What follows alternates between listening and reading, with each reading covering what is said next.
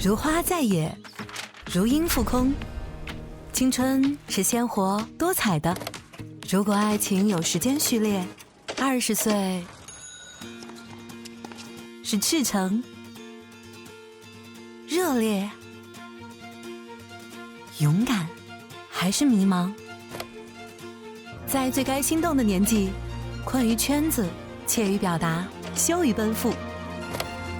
默契、坚定选择、方向灯、非诚勿扰，青春季为年轻而来。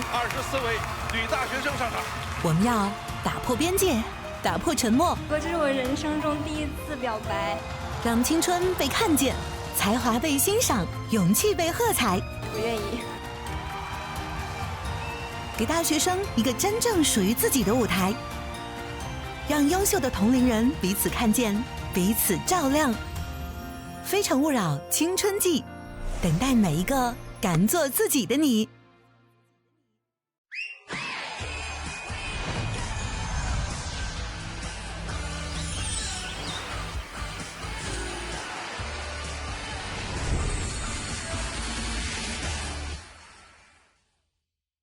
欢迎收看《非诚勿扰》青春季，有请主持人孟非。欢迎大家，欢迎你们，欢迎黄澜老师、陈明老师。非诚勿扰由港荣蒸蛋糕特约播出。港荣蒸蛋糕，我对你是真的。港荣蒸蛋糕好吃不上火。我们的奖励规定是，男女嘉宾牵手成功之后，都将获得由港荣蒸蛋糕提供的浪漫海岛之旅。港荣蒸蛋糕，我对你是真的。港荣蒸蛋糕好吃不上火。上父母牵线，帮孩子寻觅一段好姻缘。海量优质资源，真实相亲平台，超1000万用户信赖。父母牵线，中国家长的放心之选。想要征婚相亲交友的朋友，或者希望来到现场参与节目录制的观众，均可以下载爱荔枝 APP， 搜索“非诚勿扰”报名，也可以通过父母牵线小程序，或者发送邮件到非诚勿扰官方邮箱 fcwr@gstv.com 报名参加节目，还可以拨打江苏卫视幸福热线025960088来到非诚勿扰的舞台。幸福生活，志享未来。下载爱荔枝客户端，追更非诚勿扰，还有海量节目内容和丰富互动玩法等你探索。爱荔枝客户端非诚勿扰专区已经火热上线，一站式集成了节目精彩内容、线上报名通道和丰富互动玩法，还有数字人小林在线分享爱情攻略。由江苏卫视和江苏音乐广播共同主办的第15届咪豆音乐节，5月1号、2号将在南京丽水天生桥景区天生音乐谷举办，欢迎大家一起来丽水现场感受音乐的震撼。非诚勿扰腾讯视频全网独播，每周日晚21点，会员抢先看。每周2、周4上午11点15到12点15，我们非诚勿扰都将在抖音视频号、爱荔枝、微博4大平台准时同步直播，期待你的加入。有请今晚24位女大学生。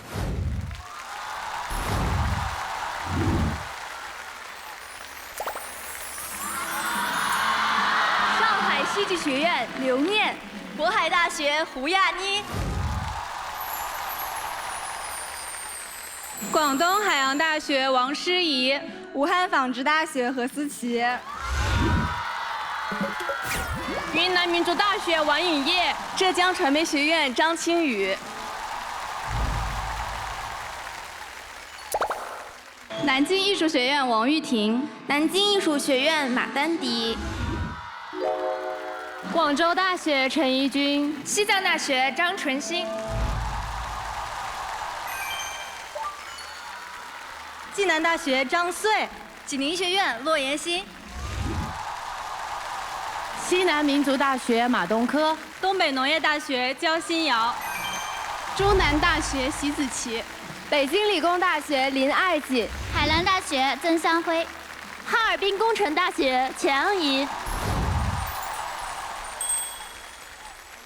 重庆工商职业学院周瑾，大连民族大学鲍迪，四川师范大学陈玉溪，香港理工大学底和君，山东工商学院江梦玲，广州体育学院郭雨欣。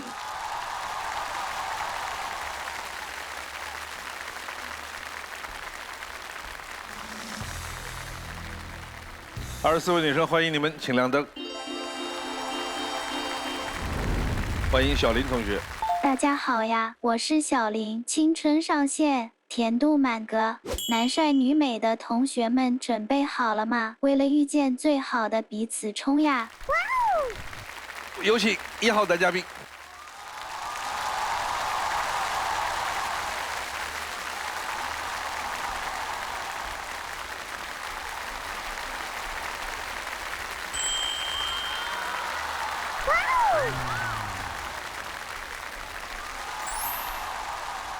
各位老师好，各位女同学好，我叫刘同宇，今年24岁，来自北京大学。本嘉宾由父母牵线推荐，来自北京大学，北大才子，就是我当年报考过的那个仅就差500多分，好遗憾。好，欢迎你，我们先来选心动女生。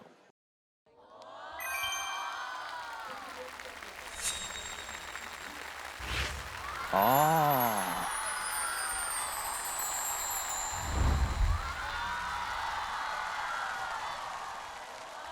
哇，来，选好了直接过去。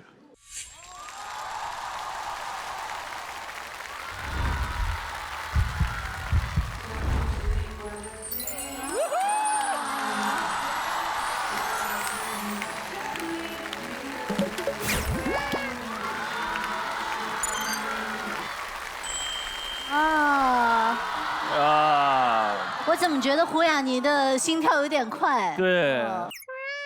我发现同学的脸红了，耳朵有点红。我们来看小林同学给1号男生推荐谁？刘同宇的支吹女生是14号女生张清宇，21岁，北京人，来自浙江传媒学院，男生内外兼修，优秀独立，感情中懂浪漫惊喜；女生古灵精怪，感情中浪漫体贴，而且和男生一样追求上进。两人可以在携手共进的同时享受激情甜蜜。港蓉蒸蛋糕，好吃不上火，爱之初体验。我们来看一下男嘉宾的高光碎片。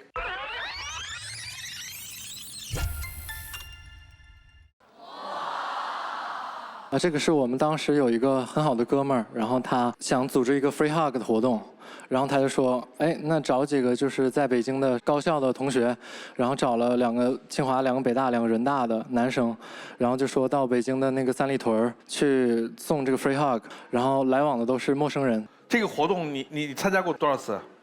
就这一次。你要不要在这个台上试一下呢？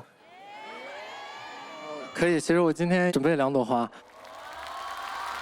我是医学生，然后我可以从医学的角度上解释，就是肢体的接触会促进大脑分泌催产素、内啡肽，它会让人瞬间就不紧张了，有一种被安慰的感觉。我问问台上现在谁需要催产素？内啡肽也行。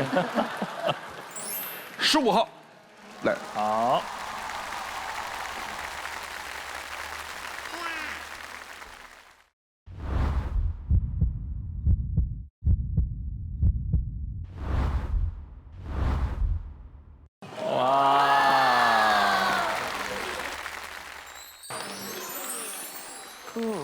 好，19号。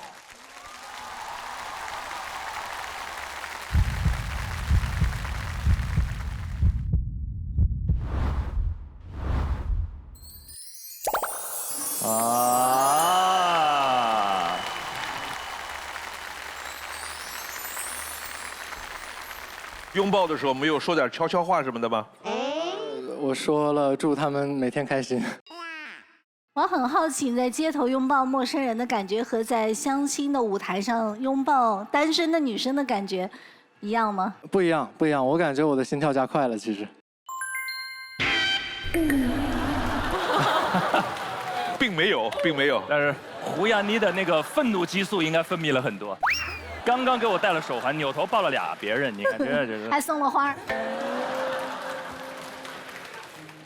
你在街上拥抱的那些人当中，男性、女性的比例各是多大？年轻人和中老年人的比例有多大？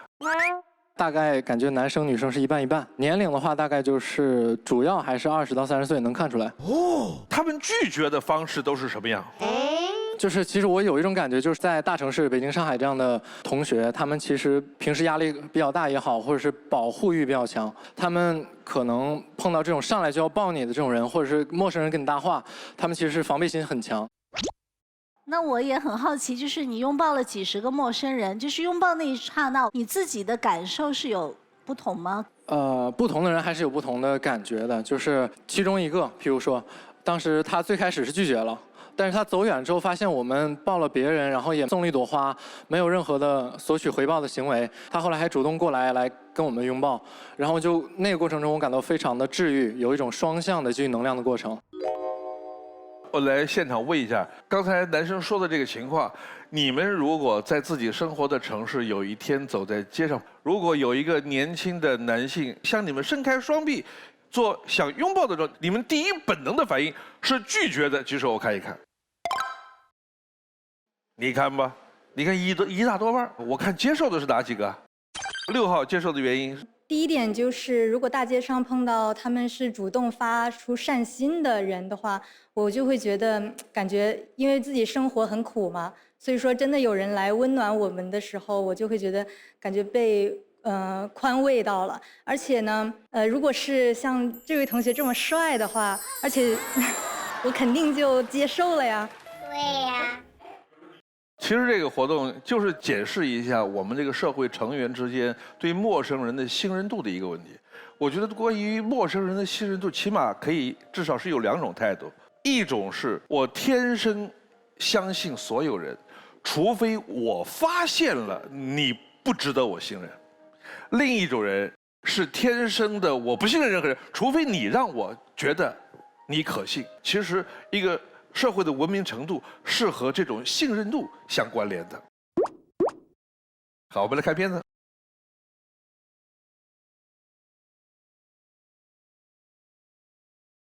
从前有一个小男孩，一直在最好的竞赛班读书。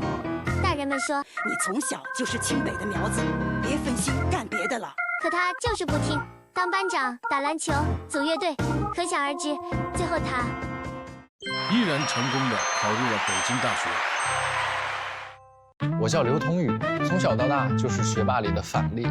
上大学后更是放飞自我，身份包括但不限于三好学生、奖学金获得者、校篮球队队员、校园十佳歌手、学生会主席。长期多线程工作，我已练成时间管理大师。等等，同学，你还没说你是什么专业的。说到专业，其实选专业的时候，大部分人都比较懵，不知道自己将来想做什么。而我是受了舅舅的影响，他是吉林省一位非常有名的大夫，气质温润，受人敬仰，让我觉得医生是一个很好的职业，从而选择了临床医学。我在北京积水潭医院的骨科实习过2年半，接触到了很多颈椎病和脊柱疾病的患者，其中最年轻的一个腰椎间盘突出患者才12岁。这些经历让我很触动，也会更加珍惜自己的健康状态。北大一直是我的梦中情校，它不仅底蕴深厚，景色也很美。除了必打卡的一塔湖图，也还有许多美好的角落值得欣赏。今年我刚保研成功，未来会在清华大学协和医学院继续深造。好想带女朋友一起解锁更多校园美景呀！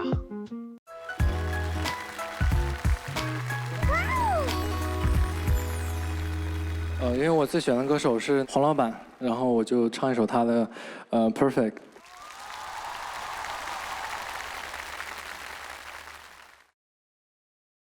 I found love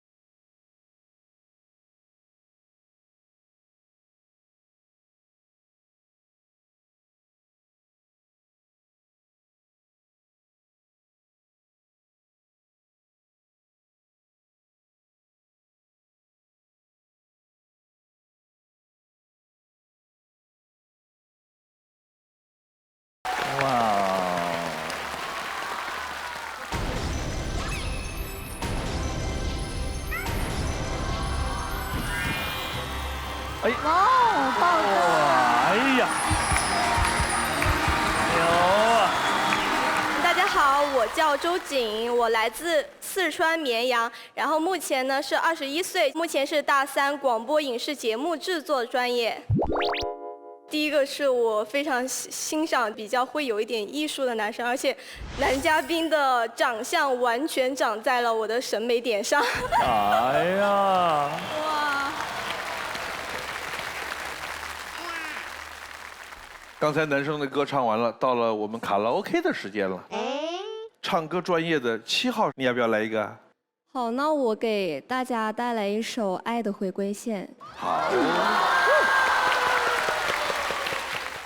在爱的回归线，有期待会相见，天会晴，心会蓝，阳光在手指间，童话剧情上演，在某天再一次遇见，我们的爱一如从前没变。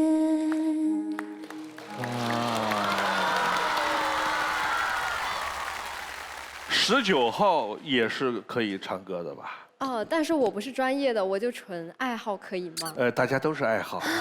好，那我就唱一小段那个蔡依林的《说爱你》吧。好。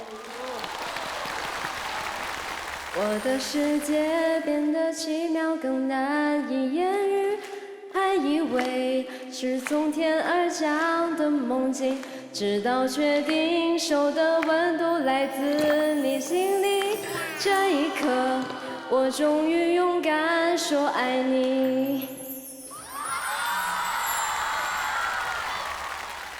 通过刚才那个片子里边男生的介绍，他可能不光是唱歌好，他可能还有很多很多的高光碎片。我们来看他的一些照片。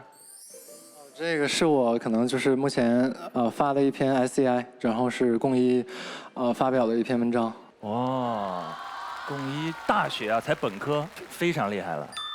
这个是保研道协和的那个八大处，不知道大家了不了解？哦，就是整形外科。然后我平时其实我更擅长的是体育，然后我大一的时候是田径队，然后左边是校运会里有一年400米拿了冠军，然后中间是有一年在我们医学部的自由泳比赛拿了第1名，然后这是我在我们学校的朗诵艺术协会，之前就比较爱朗诵，然后右边是那个当时家歌手决赛的那个现场。嚯！这个是我是我们院的学生会主席，然后之前组织一些活动。你是北大的学生会主席？我们学院的。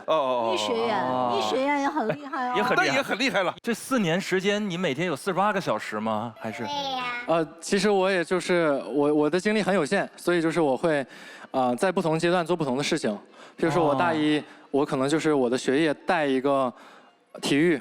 然后大2就是我的学业带一个，譬如说玩乐队，每年可能带一个不同的，这些都是拉长的时间线。我同时做的事情没有很多。哇，你碰到过一个最小的那个腰椎间盘突出，12岁，这不是中老年人的毛病吗？对对对，就是这个，当时我也很心痛，就是她是一个小孩子，小女生。据我了解，她的病因是搬重物的时候，然后用力。然后他平时也有这种久坐，然后或者是不运动的习惯，所以他的那个椎间盘的那个纤维环就比较脆，他一用力的时候，歘就破了。我们今天这是青春季吧，有没有一些原本是属于中老年病的，他现在越来越低龄化？有的有的，其实现在颈椎病，包括腰椎病，现在年轻人来说都是一个挺常见的一个事儿。有没有什么办法可以预防呢？就老生常谈的嘛，就是注意运动，然后不要久坐，少玩手机。对对，这个少玩手机其实是因为人的脊柱是有4个生理曲度的，2个双 S， 分别是颈椎前凸、胸椎后凸、腰椎前凸和骶柱后凸。你像躺在床上刷手机这个事儿，它是有悖于原本的生理曲度的。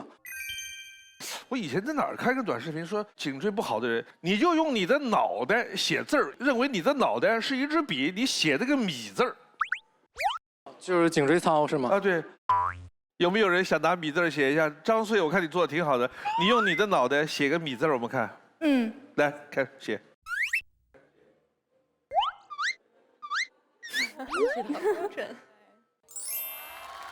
写的很好笑。你们有什么想跟刘大夫请教的？我可以提一个请求吗？你说。可以给我把个脉吗？啊，是要摸手的意思吗？就是把脉。可以。西医也能把脉？这其实不太。你要刘大夫上门吧，你去吧，你。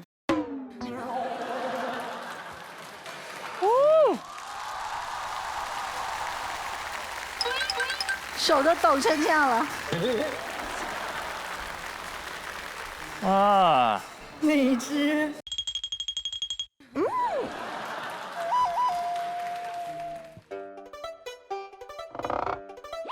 不会把出喜脉吧？喜脉吧？这种话我都没敢说，他还说喜脉。开玩笑。其实我不太会把脉。那你干啥？是要摸手的意思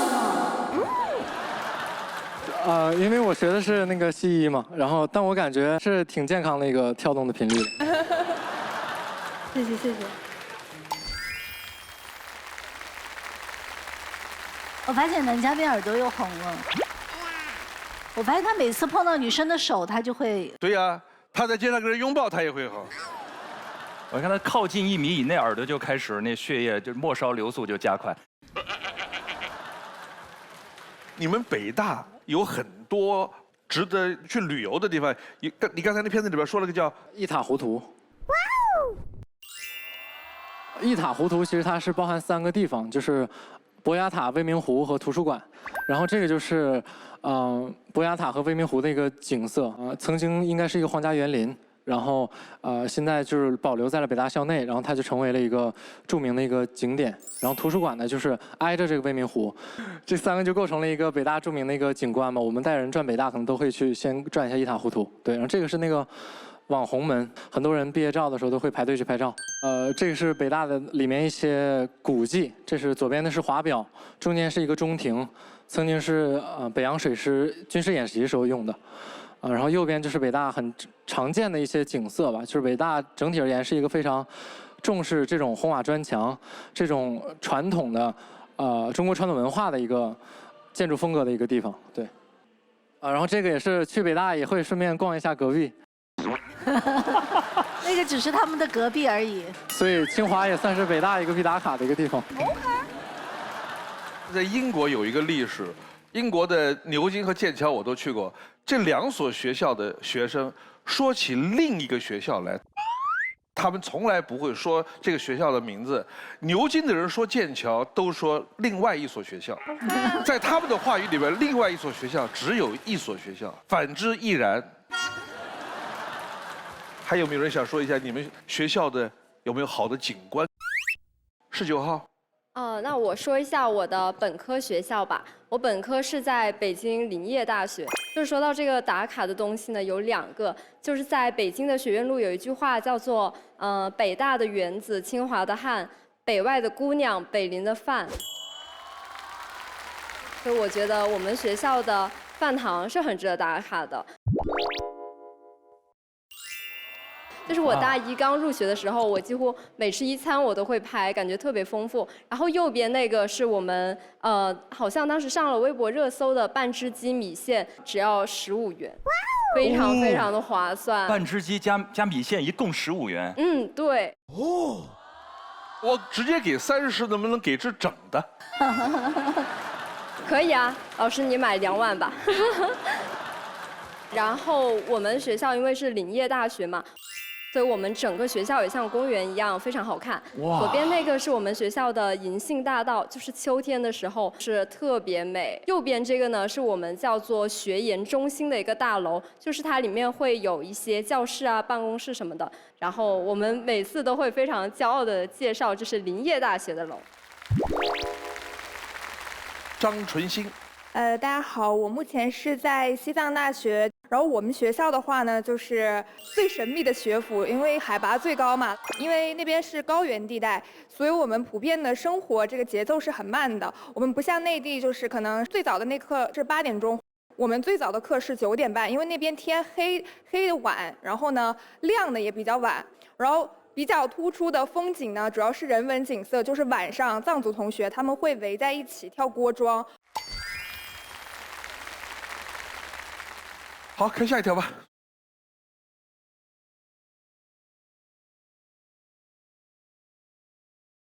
校园恋爱真的很美好，回忆起来总带着一层柔光。她是我的学姐，比我大5岁，当时我们在路上偶遇。同学你好，我是学电影编剧的，期末有一个短片要拍，能请你做我的男主角吗？什么短片呀？一个恋爱短片，我是女主角。那可以试试。加个微信吧。在拍短片的过程中，我们性格相投，很有火花，逐渐被彼此吸引。那时恰逢我进入了校园10佳歌手决赛。决赛那晚，我在几千人面前放了一条 VCR， 表达了对他的感情，官宣了他的存在。他接受了这个轰轰烈烈的表白，他说他很幸福。就这样2年过去了，大4的我迎来了一次大联考，压力很大，天天去图书馆自习。而他说图书馆氛围太压抑，不适合写剧本。我们维持了3、4个月很低的见面频率，感情也慢慢变淡。而此时曾不是问题的问题就成了大问题。他大我的5岁，成了我们之间最严峻的鸿沟。他的父母一直在催婚，而我还只是一个本科生，医学的学习年限又很长。最后我们和平分手了。我喜欢心理年龄比较成熟的女生，如果是艺术类的姐姐就更好了，是学渣还是学霸都无所谓。下了班我就是你的专属医生，有我在，你不必害怕任何病痛，让我来守护你吧。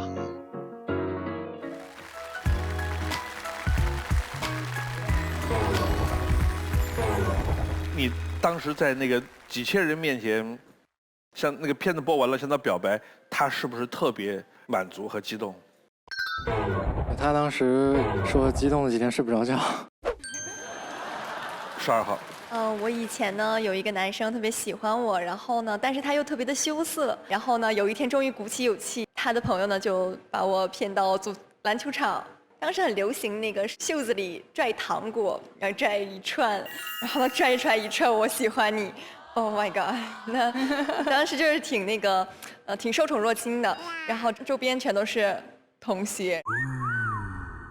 其实那个时候还是觉得会有一点太好大了。我是有点好奇，就是包括现在的年轻的女生，你们其实对于那种很公开的场合或者很盛大的告白，彼此是会很羡慕、很向往，还是说有一点社交压力？我们前几期节目当中曾经专门问过这个。其实这样的表白特别适合校园恋情。在学校里边，这种非常纯情的这种表白很好，但是走入社会之后，慢慢的女生开始有点排斥了，因为他们的杂念就会多一些，顾虑也多一些了。对呀，我觉得这个取决于2个人是否真的彼此心仪和相爱。如果像他们那样本来就很甜，然后制造一个永远难忘的回忆，我相信对那个女生来说，可能真是一生最浪漫的一次回忆。大学生恋爱的时候，对对方是学什么专业的这个事情，会纳入考量吗？6号，你说？我会喜欢学理工科，尤其是什么自动化呀、电器类的男生。医学我也很喜欢，因为我是学经济学的，我就不太喜欢学经济学的男生，因为我总觉得他们很会算计我。你是不是把经济学的理解也太肤浅了一点？就是我喜欢他们专业会学数学的。学数学还不算计人呐？算盘。他算的不比谁都快啊？但是他们理工科会直男一点啊，就是他们不会有那么多弯弯绕绕的去算计。是，那他不算计，医学解剖人，他不算计人，他是那。最后一个问题，4号。我想问一下刘同学，我所了解的医学生他都是很忙的，每天就是要么是在医院，要么是在写论文之类的。那么你会抽出你生活中多少的精力来分给恋爱呢？其实这个平时还是有一点恋爱脑的，有一点感性，会尽可能的所有事情都想问一下，就是我的女朋友愿不愿意来。我在感情中感觉是倾向于就是照顾对方的一个角色。我买了一个电瓶车，然后可能会接送她，可能会带她吃饭，我会带她来看我的球赛，尽可能的主动的创造很多就一起去干一些事情的这种机会。所以这么看来，其实虽然忙，但是总体而言见面的频率还是非常高的。好的，谢谢。现在留灯的是14盏灯。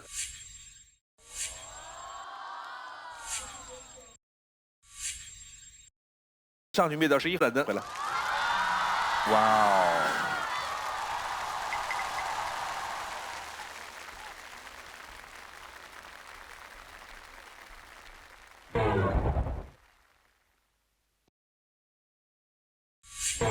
哎，哇！他不灭我。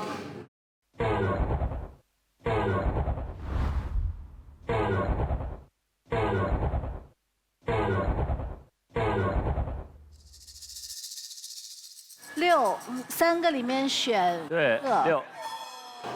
你要灭我吗？6，是不是？哦，难了。15、16再选一个。最后的抉择。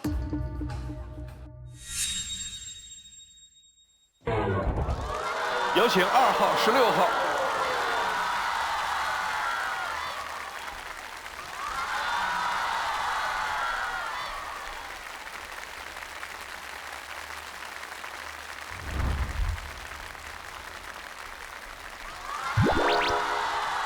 有请12号。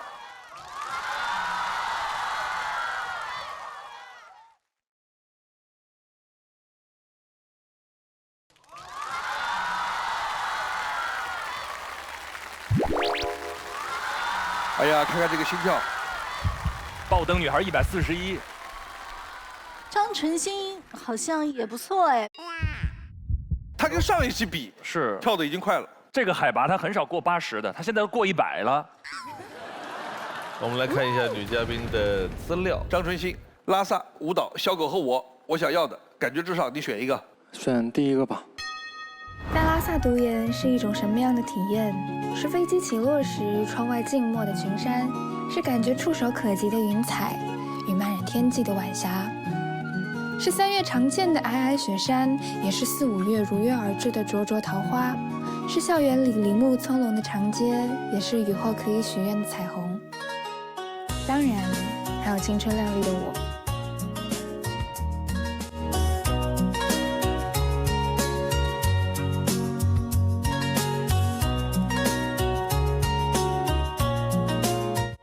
也是永远都不会放弃跳舞的我。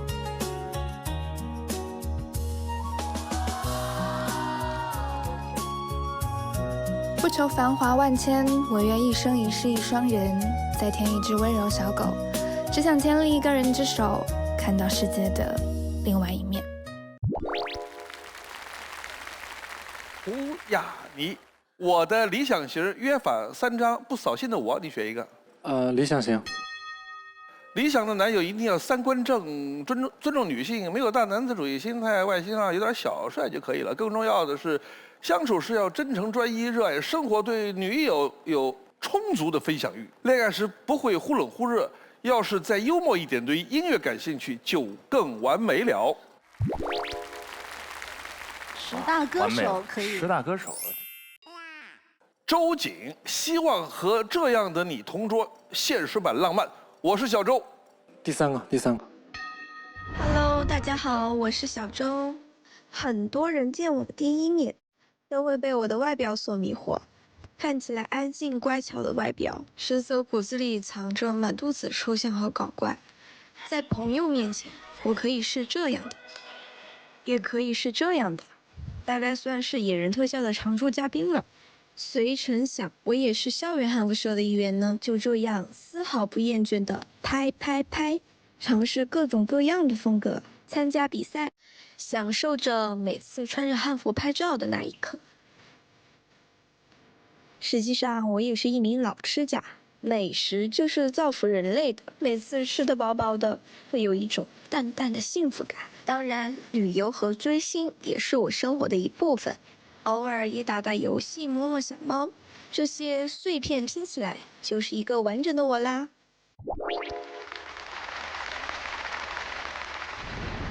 最后一个问题，我想问一个可能比较实际一点的问题，就是如果咱们两个都下班，然后非常累，这个时候可能累到话都说不了太多的话，你会希望我做什么事情？如果说双方都比较累的情况下，我觉得互相给一个拥抱就好了，然后再黏糊糊的说一些情话，我觉得就可以给予很多充分的能量对方。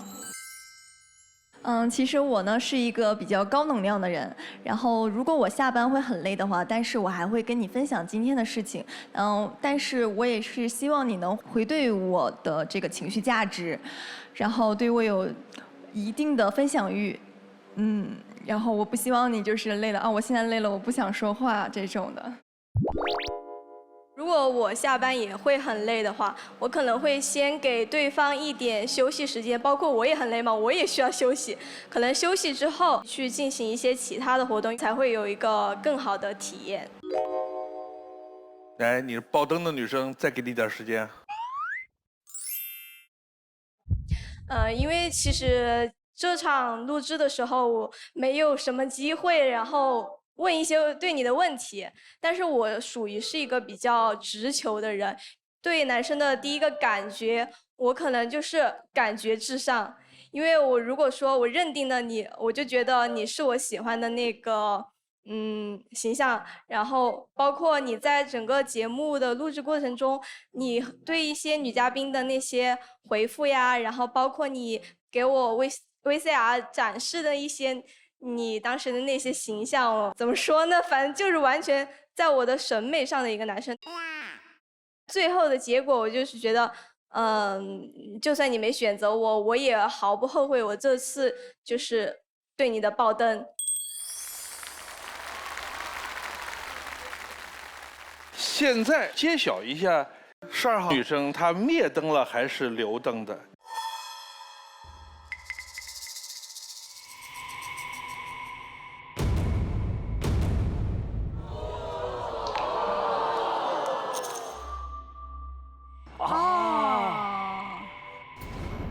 那现在情况就是这样啊，你选心动女生有可能会拒绝，你自己回北大。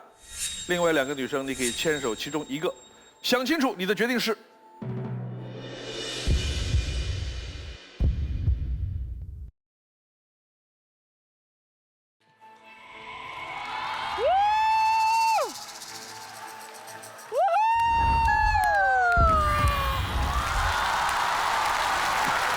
恭喜男女嘉宾获得了由港龙真蛋糕提供的浪漫海岛之旅。港龙真蛋糕，我对你是真的。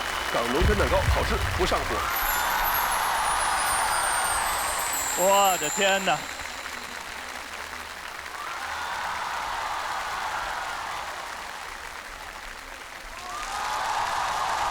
恭喜！上台之后给我的第一印象就是非常的干净，然后温柔温暖，然后我平时的话就是喜欢的男生类型也是这样。那最戳我的点是他说他自己是个恋爱脑，然后在恋爱里面呢是比较粘人的，因为我在恋爱里面也是这样的一个人，所以我也会比较喜欢恋爱脑。其实，在台上最心动的瞬间，与其说是一瞬间，不如说是一个过程的积累。我感觉每一个跟他有交流的点，都会增加我对他的好感。你觉得什么样的情话算黏糊糊的？就叫一下宝宝的话就很黏了啊，或者说一些小昵称啊，然后随随便便说一下我爱你啊之类的，这样就很黏糊了。你接下来有什么打算吗？就如果你明天不走的话，可以再南京玩一下。可以啊，我原来是打算明天就回学校，但是我觉得现在我想改变主意，想改签一下，然后咱们在南京可以先玩一下。港荣蒸蛋糕，我对你是真的，让我们一起出发吧！哇，天哪！本来张晨曦就有80，对他拉萨都没跳这么高，162。哦，天哪！他们在说一些黏糊糊的情话吗？啊，怎么？肯定的。他跟上一周那个舞跳的那么好，也就才90多下。对。我跟你说，像他这个样子回西藏很危险。但我觉得就是完全符合他的要求，因为 VCR 里面说他想找一个艺术类的小姐姐。艺术类姐姐。对，刚才那个就是比他大3岁，他27岁嘛，然后爱跳舞。抱金砖太合适了。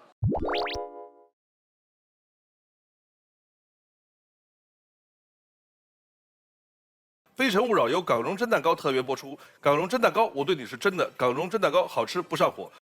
有请下一位男嘉宾。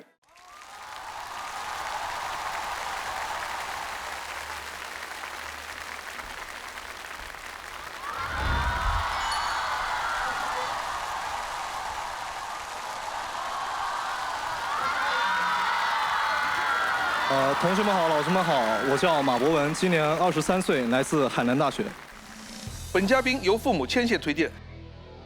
来看心动女生。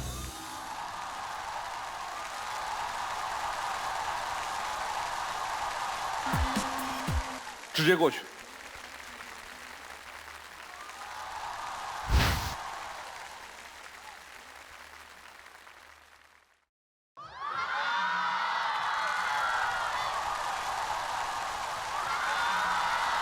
哇哦！好了。哇！小林，2号男生推荐谁？经综合评估，马博文的支推女生是3号女生曾香辉，25岁，邵阳人，来自海南大学。女生温和细腻，乐于分享；男生沉稳松弛，敢想敢做。请你们彼此多多关注，也许可以成为相互陪伴、优势互补的一对。2个海南大学的2个艺人，你是学什么专业的？我学的是资源利用与植物保护。你呢？我是音乐表演。哦。没有碰到过吗？在学校里边？哎，我好像，你是不是有发过那种视频在抖音上面什么的？对，是的。我可能刷到过你。你看看。港荣蒸蛋糕，好吃不上火，爱之初体验。男生的这开盲盒。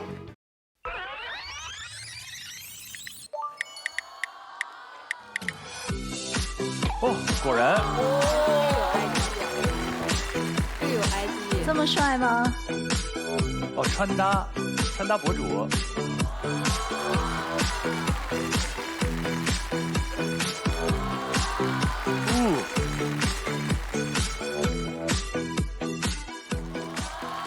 帅的是身材很好，对，气质好。毛衣确实有点多了，穿的。女生们平常在你们的社交账号上都会发一些什么内容呢？分享一下。张穗。我比较喜欢分享自己的手势舞什么的，分享之后就每天欣赏100遍。自己爱上自己了。15号。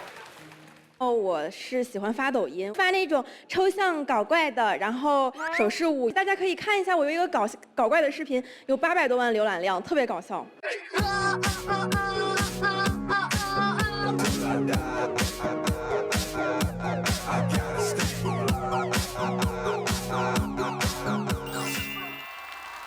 2号。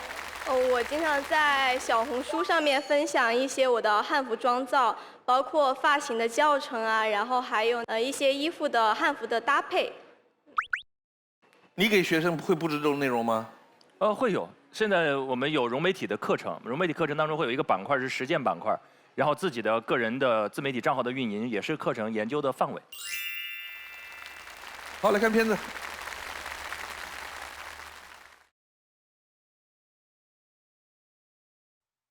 哪首 BGM 更能代表你的青春呢？也许是有苦有甜的 A 面。老师们好，我是马博文，学号309，今天带来的剧目是蒙古骏马。我现在的专业并不是曾经的志愿。最开始考大学的时候，我是一名舞蹈生，在练习翻跟头的时候发生了意外。你的十字交叉韧带撕裂，以后不适合跳舞这类剧烈的运动了。在这里跌倒，我可以换个专业爬起来。多亏了从小的声乐基础以及老师的悉心培养，我现在顺利就读于海南大学声歌系。这是一个需要协同合作的专业，每场表演都是我们各自人生的高光时刻。当然，我的青春 BGM 也有笑有泪的 B 面。学弟学妹的眼中，我是个比较神秘的学长，很少出现在学校，只因为我是一个彻彻底底的事业脑。大二的时候，我和朋友的创业项目被选进了学校的创新创业中心。我们的项目是打造一家有品位的肖像摄影工作室。跟身边的朋友或者同学创业，最害怕的是发生矛盾，利益分配和职能分工都需要提前沟通好。前端接待、中端监制、后端售后，全程我都在。创业嘛，本来就是在创业这条路上遇到朋友，那他可能会先跟我成为战友，然后我们再去成为朋友。有些人他的创业风格会很不一样，有些人喜欢单枪匹马的去战斗，有些人会喜欢去跟其他人进行一个协同合作。创业让我有了目前人生中最骄傲的一件事：买车、换车、改车。当然，这段闪光的创业之旅也随着毕业结束了。有时候也想关掉世界的声音，认认真真给未来的自己写一封信。30岁的我，你好吗？那个时候的你应该已经拥有了自己的房子和事业吧？实在想象不出自己朝九晚五打工的样子，所以应该做着一份自己喜欢的生意。未来的你也一定不会抽烟，一定不会丢失自己的好习惯。那时候的你，一定要变成我理想中的大人。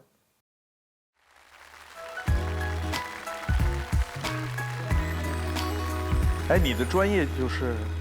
是音乐表演。要唱吗？要。我想唱一首《City of Star》，然后可能需要2人合唱。你想找谁？好，那12号。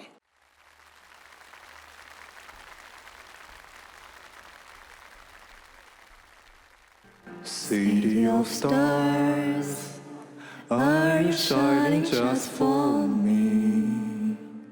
Who knows? I feel it from the first embrace I share with you. The stars were you, they falling come true. I don't care if I know just when I will go, 'cause all the lonely is a crazy feeling, a rat-tat-tat on my heart, singing one to say.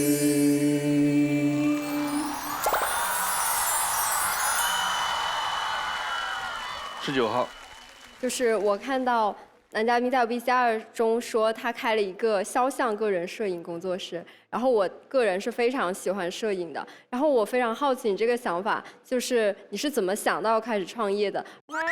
机会说来也巧，就是因为我自己是学艺术的嘛，身边很多朋友，很多同学他们都需要拍艺术照，然后我朋友当时又爱摄影，然后海口嘛，环境非常好，天气也好，然后就打算去做一个肖像摄影工作室，一个服务同学，二一个能自己产生一些小收益。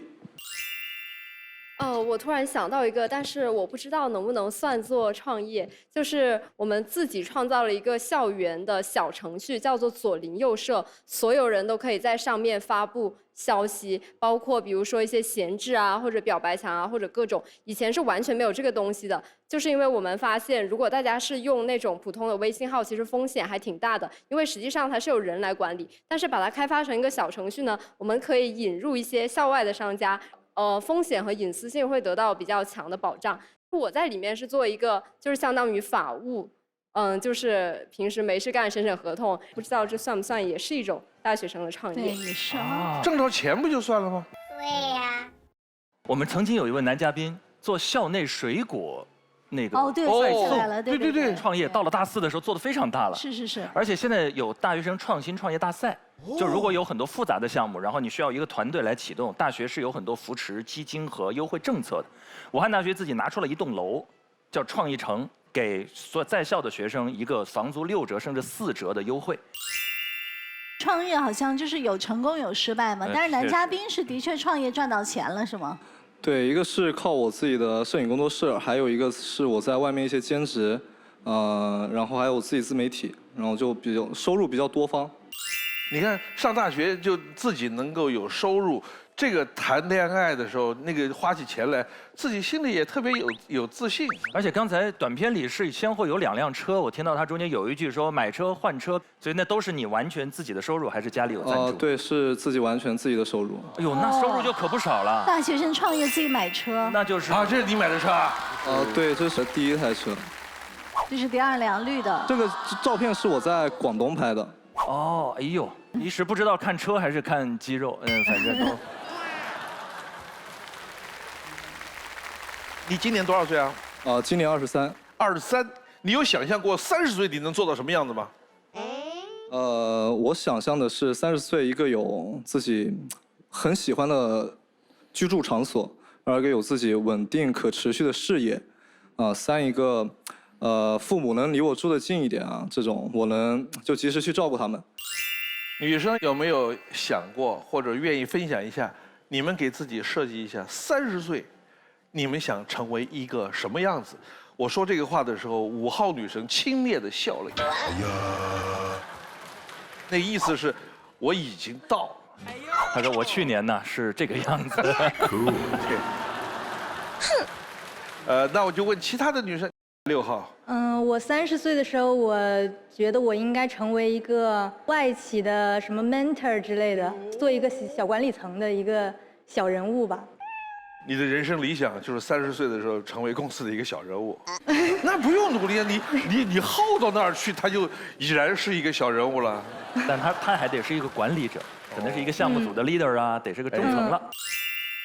4号。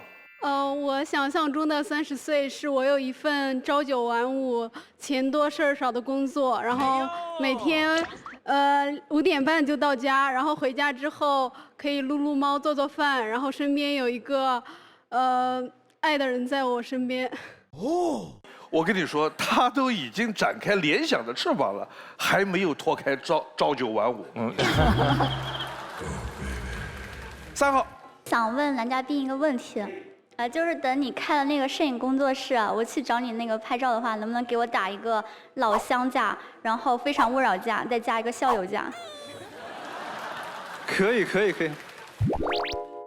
你也是邵阳人？对，我也是邵阳人。老乡。你也跟他一起在海南大学读书？是的。所以我觉得很巧。又是老乡，校友，又是校友。然后我今天还站在同一个舞台上，我觉得很有缘分。很有缘分。有没有可能你是那家店的老板娘呢？好，来看下一条。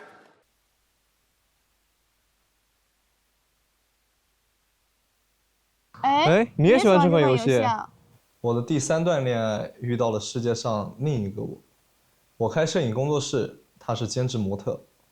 我们爱好很像，审美很像，性格很像，这份相似让我们越来越欣赏彼此。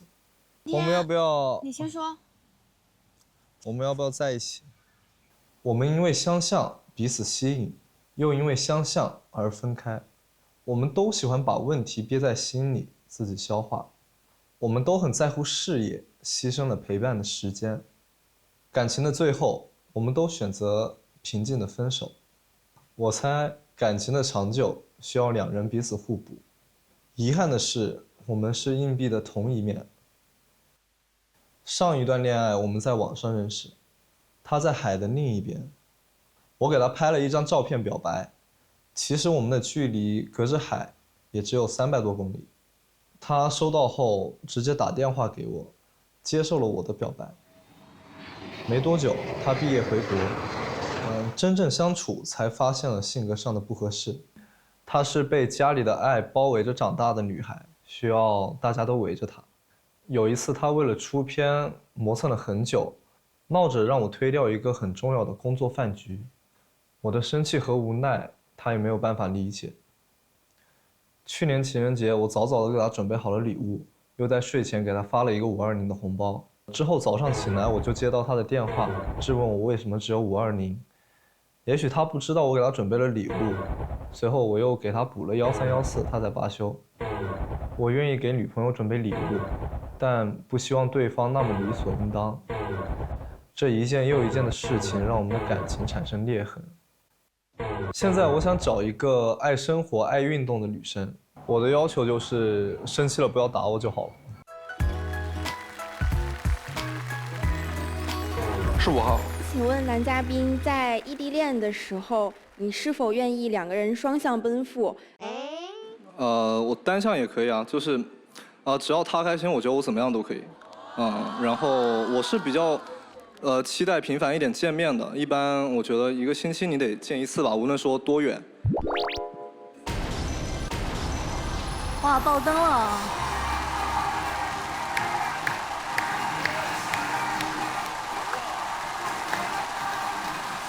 大家好，我爆灯的理由就是我能够感受到男生的那种坚韧，就是首先是在自己喜欢的舞蹈上面有了一些挫折，但是很快又重新的燃起了信心，而且在创业方面，我觉得对于在本科的同学来讲，甚至不是专业的，去来组建了一个团队，我觉得真的非常厉害。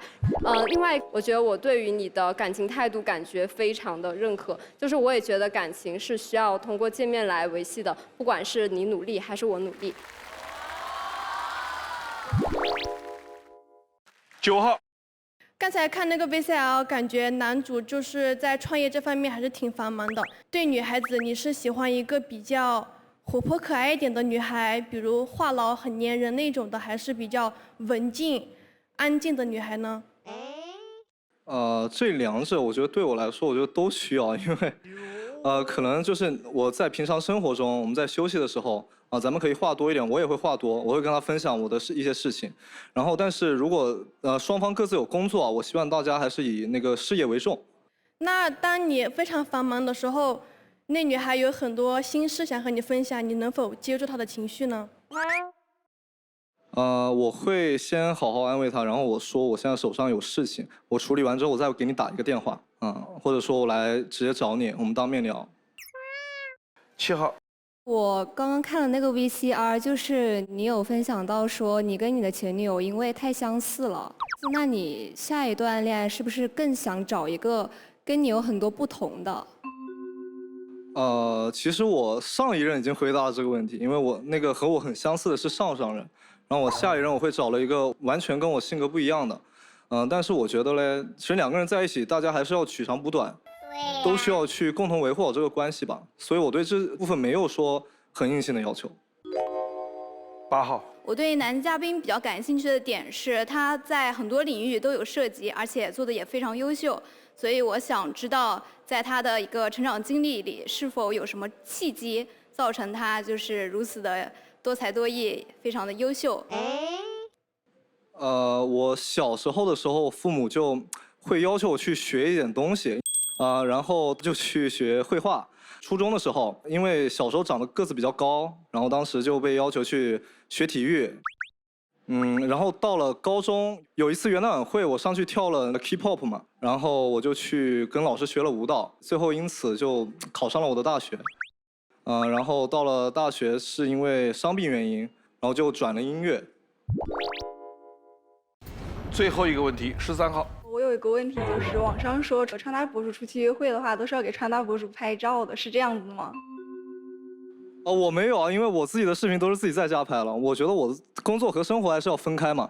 一般出去我会比较喜欢给女生拍照，因为我觉得有的时候她会在一些片段很好看，我就会去捕捉她。对，然后我就会说，哎，你站好，给你拍一下。现在留灯的是，除了5号、19号之外，上去灭掉自然都回来。哇！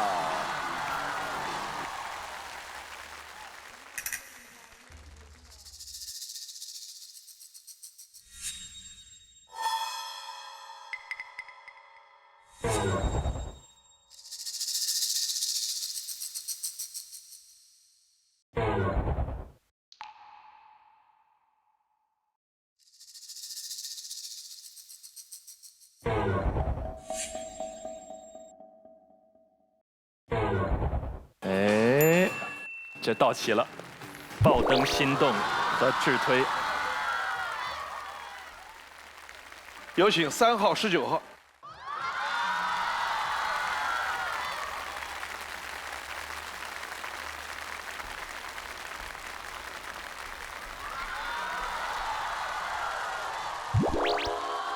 有请5号。哇！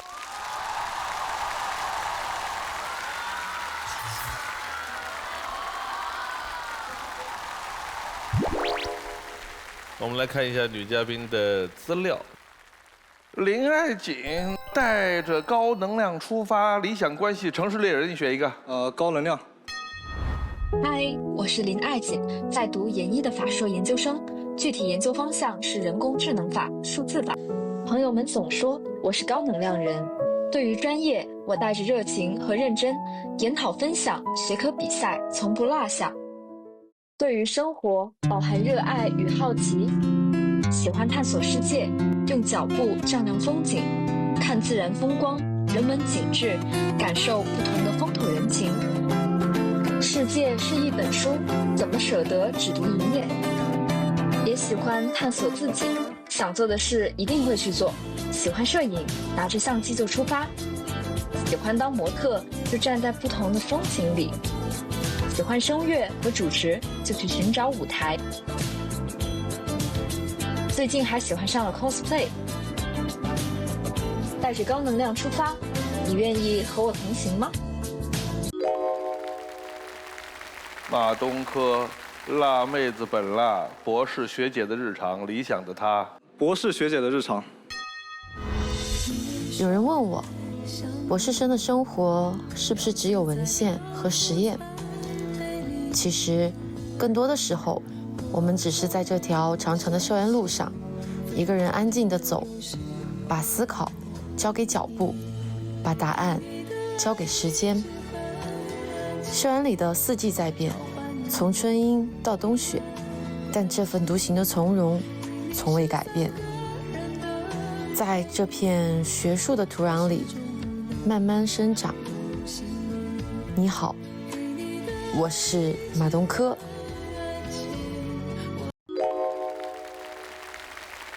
曾香辉，四季豆女孩心仪的她，我的大学时代。四季豆女孩，向往像四季豆一样的人生，想要活得钝感自在、油盐不进，不对每件事都有反应，不会去关注自己左右不了的事情，自己的开心最重要。最后一个问题，问3个女生，你觉得如果把爱情比喻成一种食物，就是你们想要的那种关系，你们会想成是哪一种食物？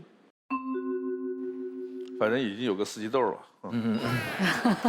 另外2个女生，我觉得应该会是像薄荷水一样，因为我很喜欢薄荷，我觉得就是会像薄荷水一样，给我一种清凉平静的感受。对。我觉得爱情像白米饭，既可以平平淡淡，也可以就是滋味不同，但是最重要的就是不可或缺。我觉得爱情像一杯奶茶，就是你刚开始喝好喝，喝到后面你可能会腻，但是你可能还会觉得好喝。你觉得呢？我觉得爱情应该是火锅，因为那个酸甜苦辣你都能在火锅里面吃到，然后它能把你生活的所有物料啊，所有的一些无论是好事还是坏事都倒进去，然后煮沸腾，然后2个人慢慢的品尝。哦，很妙哦。那看他吃火锅的时候是点一杯薄荷水，点杯奶茶呢，还是点碗米饭呢？爆灯的，来。我一直觉得理想的关系就是爱是被清楚的看见。然后刚刚在所有你的描述中，我觉得我看见了你的勇气、你的坚韧，还有你的努力。但是看见也不是只是看见优点，也要看见对方的缺陷、难过，还有软弱。我觉得最好的关系就应该是你看见我，我也看见你。如果你愿意的话，那你愿意你的摄影工作室多一个法务吗？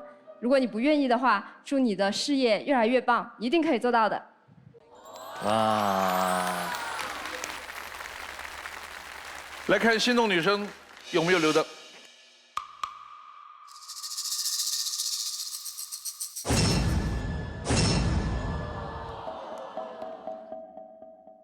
你要做最后的决定了，选心动女生有可能被拒绝，你自己回去。另外2个女生你可以牵手其中一个。你的决定是？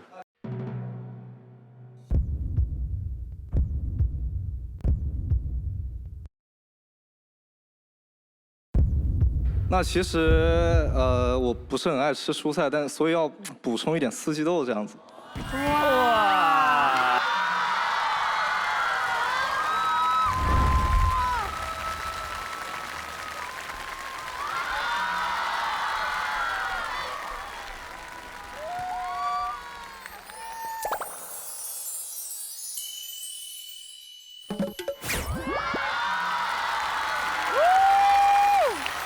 恭喜男女嘉宾获得了由港荣蒸蛋糕提供的浪漫海岛之旅。港荣蒸蛋糕，我对你是真的。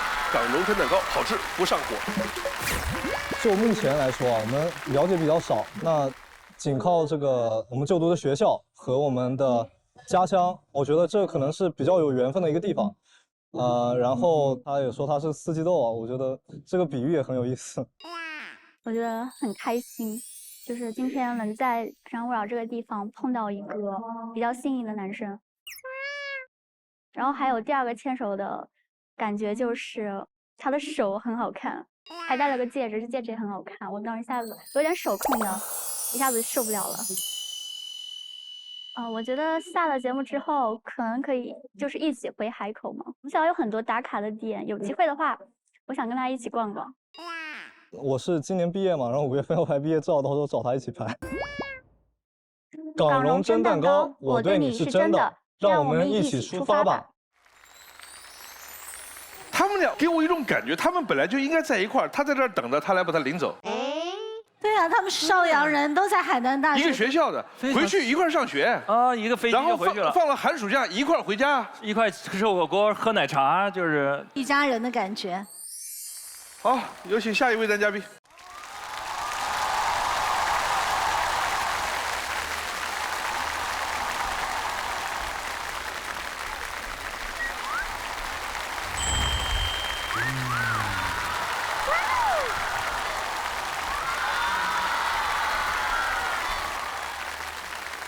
各位老师、各位女同学们，大家好，我叫蒙凯，22岁，来自广西某政法类院校。你看他的长相，像不像我们看过的那些警匪片里边警察群像里边的其中一个？其中一个啊，就是那个队长一喊出发，一群人，他是其中一个啊。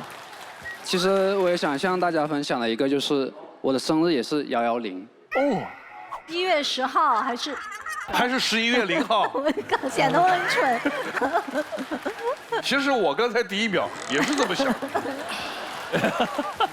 啊，你是广西人？对对对。南宁？贵港人，但是在南宁读书。哎，我们是不是有广西的？刚刚林爱锦就是。哦，对，我是广西南宁的。其实你一上来，我听你的口音，我就知道，哇，老表。本嘉宾由父母牵线推荐。我们来看那个选心动女生。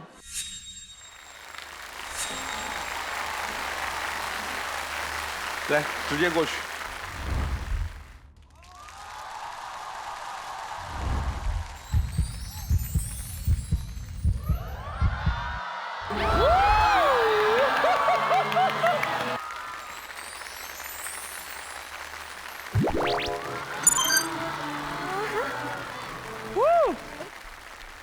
小林，3号男生推荐谁？蒙凯的自吹女生是19号女生李爱锦，24岁，南宁人，冰雪聪明，积极上进。男生阳光有活力，谦逊得体，有正义感，乐于助人。两人都真诚温暖，请你们彼此多多关注，也许可以成为说走就走、共同探索世界的一对。MBTI 就差1个字母。港荣蒸蛋糕，好吃不上火，爱之初体验。开盲盒啊！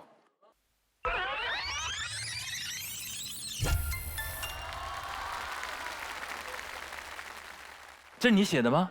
对，是我写的书法作品。硬笔书法第3套擒敌拳16式，这感觉要画出来才对，就是那种工笔。你要打了吗？对呀。这个是我们在大一军训都会去练到的一套擒敌拳。你可以打一下吗？没有问题。来。哦，哎呀妈呀，那薄肌啊！第3套擒敌拳16式，预备，开始，贯耳出心，挡臂掏腿，传外冲拳，接腿涮摔，大步侧膝。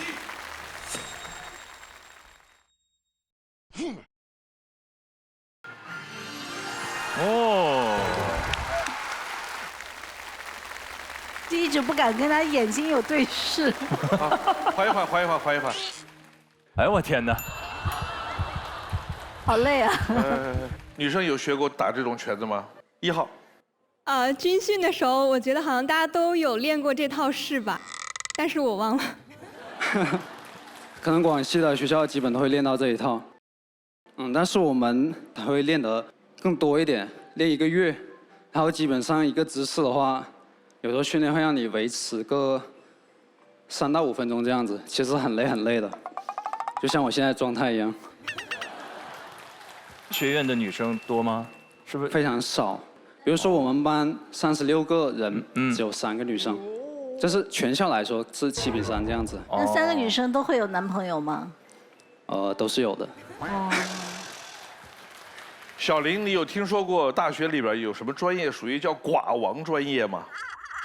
寡王？当然，对寡王来说，只要文献看得够多，孤独就无从下手。一起来看看究竟哪个专业一直孤寡。一只孤寡。青蛙专业，孤寡。我看看，计算机。我有一个朋友也是土木的，他就是寡王，寡了4年。航海技术。航海其实确实一年可能9个月在海上。好，看片子。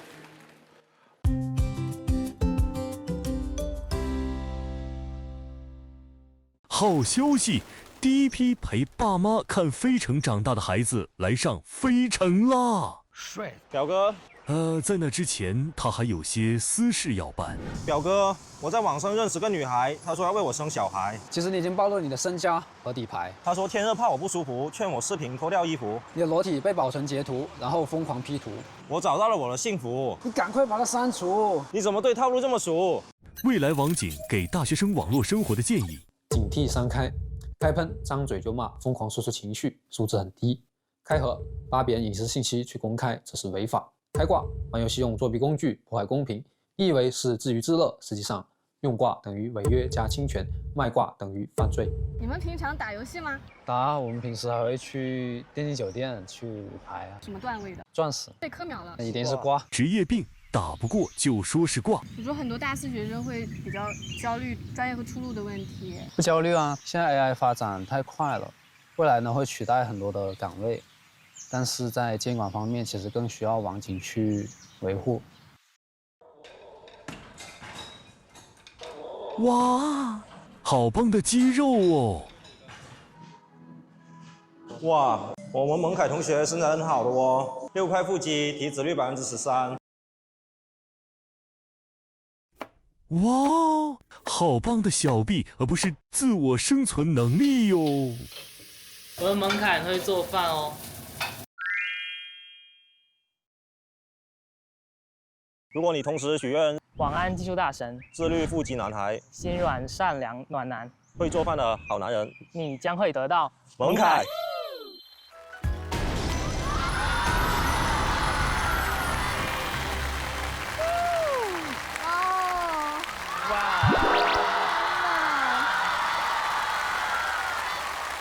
最不意外的一个爆灯。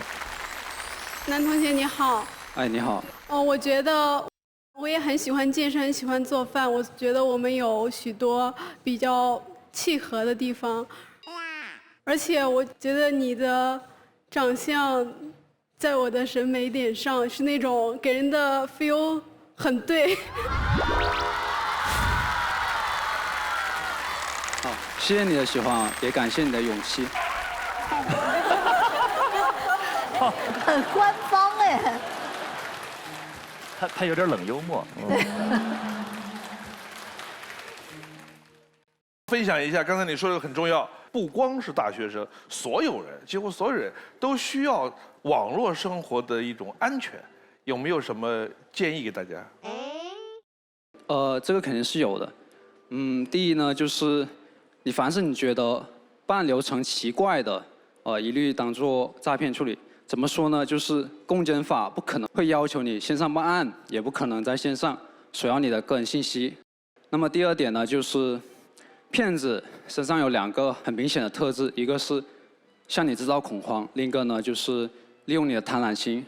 向你制造恐慌，怎么制造恐慌呢？就说你涉案，然后你就很慌张，你就会相信了。但其实我们不会这样干的。然后快递违禁，这是胡扯。23号。我想问一下，你们能帮忙追踪这个诈骗犯吗？因为我前几天就是刚刚被骗了。哦。现场办公，你能不能稍微再详细一点？就是什么情况下，为什么会相信？我觉得可以给大家也提个醒。对呀。因为我就是追星嘛，前几天我的那个偶像，然后出了新歌，然后就需要打榜。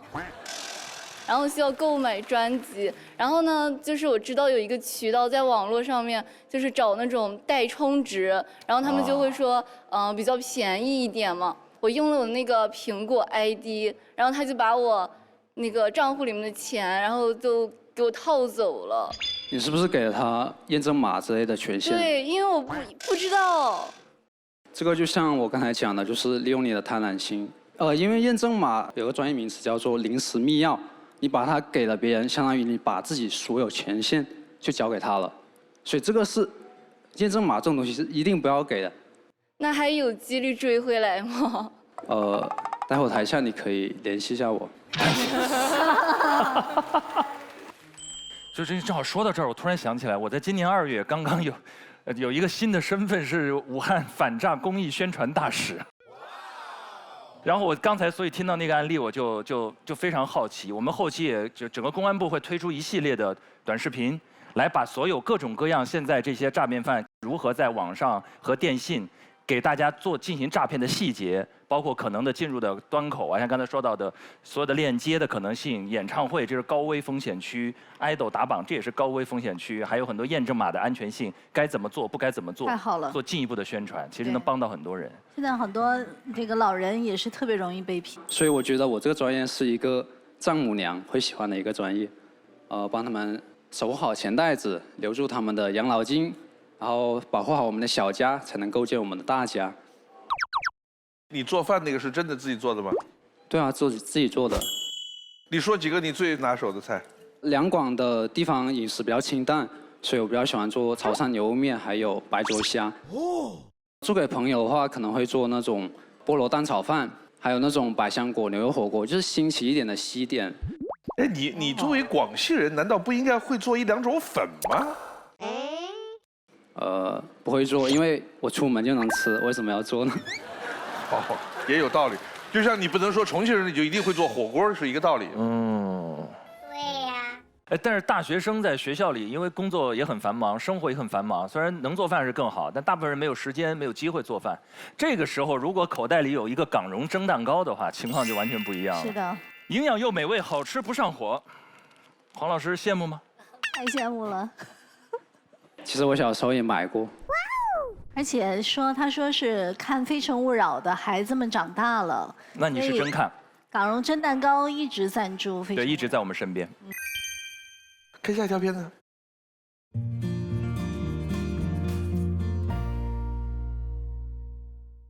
我第一次恋爱就告诉了我的父母，倒不是想报备或是寻求物质上的帮助，只是觉得没有必要隐瞒。意外的是，他们并没有对对方的情况仔细盘问，只提了3点想法。第一段恋爱是和隔壁班的同学，我不会太去计较恋爱经费，那时1个月2000块的生活费，陪他逛一次街，我愿意花1000多给他买好看的衣服，只要他开心，我没有到揭不开锅的地步，我就会开心。但是这样的认知在第二段恋爱中就不中用了。虽然我的生活费来到了2500，但他比我大6岁，而且已经工作了，经济条件比我好得多。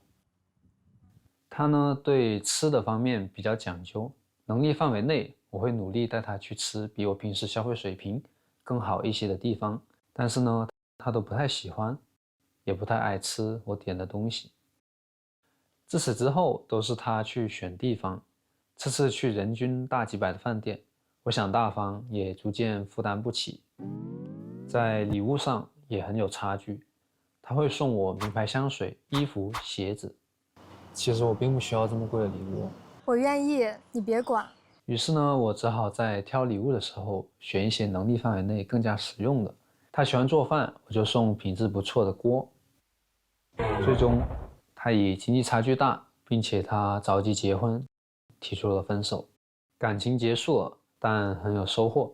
我不会因为经济状况暂时逊于他而感到自卑，也不会额外跟父母索要恋爱专用经费。我觉得好的爱情是允许对方做一段时间的小孩，你觉得呢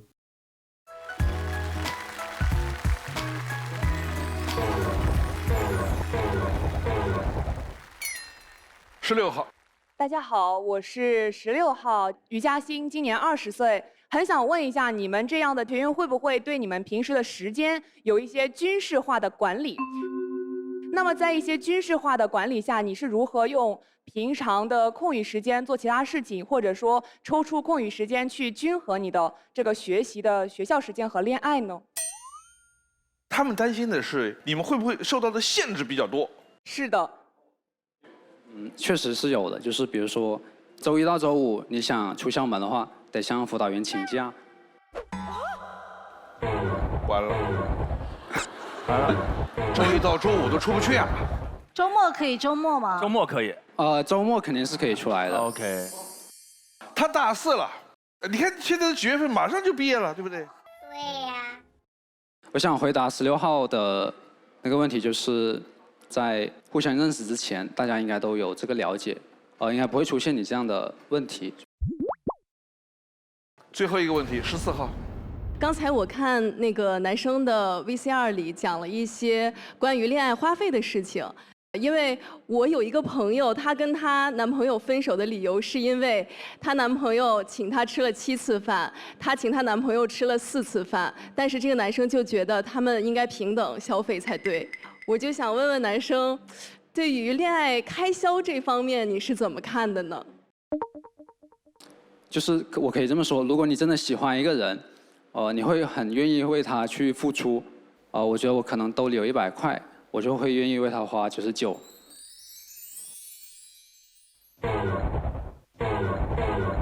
来，现在留灯的是4号、9号，有请4号、9号。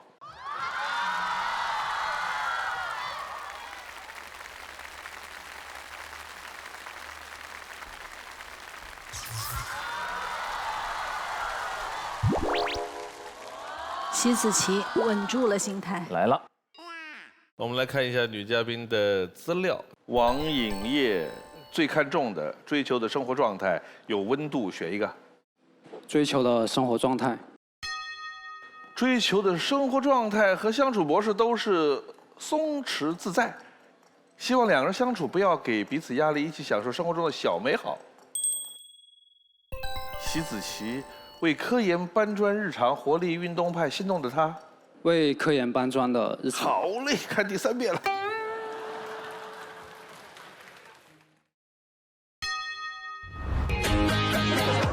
看了你那么久，我梦你那么久，见你一面就能把你刻在心里头。这个每天大多数时间在工位和实验室间周旋的人就是我。目前在中南大学读研2。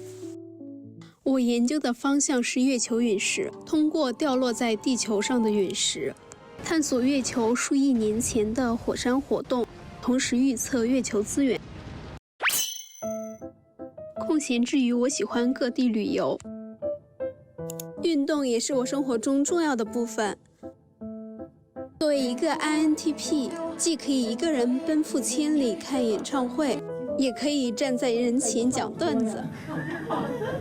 我超爱探索各种美食，更喜欢研究各种美食的做法。以上这些都是我，但还不是全部的我。最后一个问题，问2个女生。如果我们在一起恋爱了，你打算什么时候去带我见你的朋友，并且怎么向他们去介绍我？我觉得从我们正式确立关系的那一刻，我就想昭告天下，因为我的室友跟我打赌说，如果我在研究生脱单的话，他就给我转200块红包，所以他一定是第一时间知道这件事的人。对于我来说的话，正式确定关系以后，相处1到2个月以后，看一下相处的过程如何，我才会选择介绍给我的朋友。如果介绍给家人的话，至少得按年来计。好的。来爆灯的4号。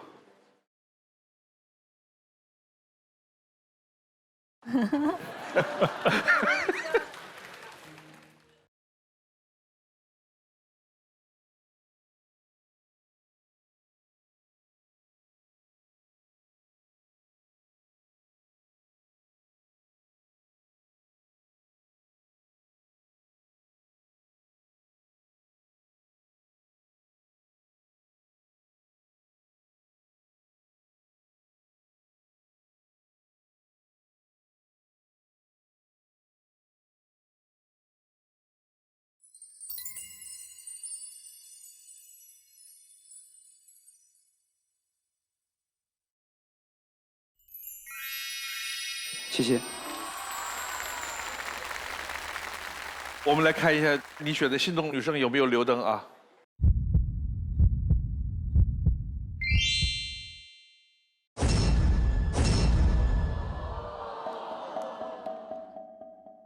哎呦，你要做最后的决定了。你选心动女生有可能被拒绝，你自己回去，也可以牵手你的爆灯的女生。你的决定是？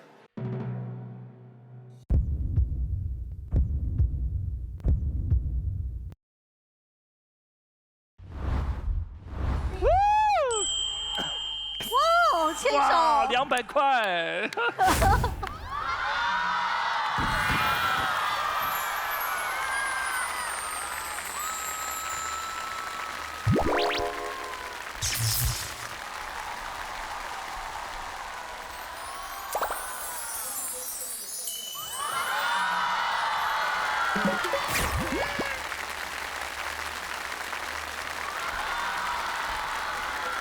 恭喜男女嘉宾获得了由港荣真蛋糕提供的浪漫海岛之旅。港荣真蛋糕，我对你是真的。